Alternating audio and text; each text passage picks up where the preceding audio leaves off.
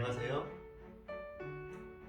오늘은 다리 쪽으로 좀 불편하신 분들, 예를 들어서 고관절, 엉덩이, 무릎, 종아리, 발목, 발가락 이런 데가 좀 불편하신 분들을 위해서 그 동작을 하나 소개시켜 드리겠습니다. 이 동작의 이름은 다리 흔들기입니다. 다리를 이렇게 계속 흔들어가지고 이제 순환을 시키는 거죠. 동작이 굉장히 간단한 것 같은데 생각으로 쉽지는 않습니다. 특히 다리 근력이 약하신 분들은 이 자세를 하실 때 좀 약간 힘듭니다, 처음에는.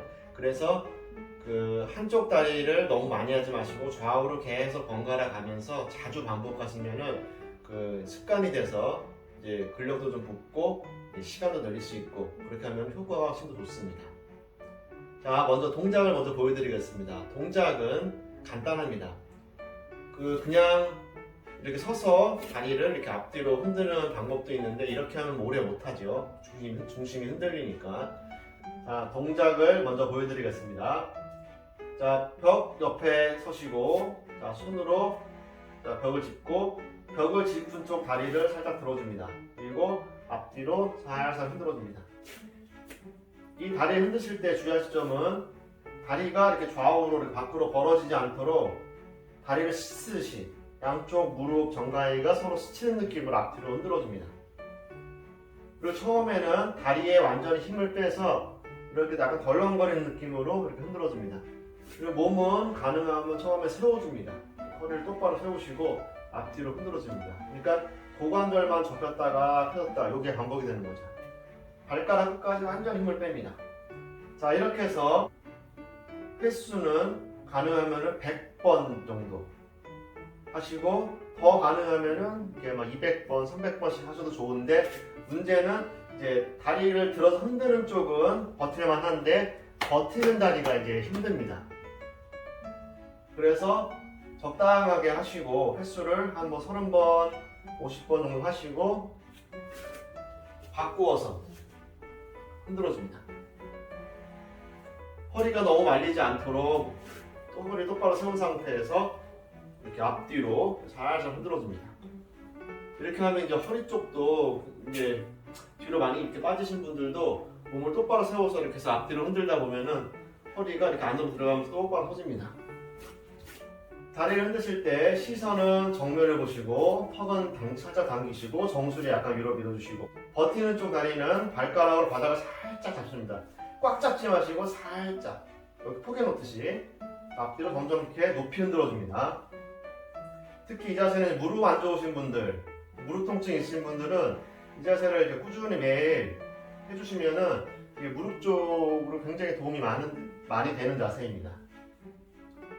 이 자세를 이제 알려드리면은 이제 지겨워서 안 해요. 지겹고 너무 동작이 간단하니까 이게 무슨 도움이 될까 이렇게 하고 안 하시는 분들이 많은데, 이 동작이 생각하기로 도움이 많이 됩니다.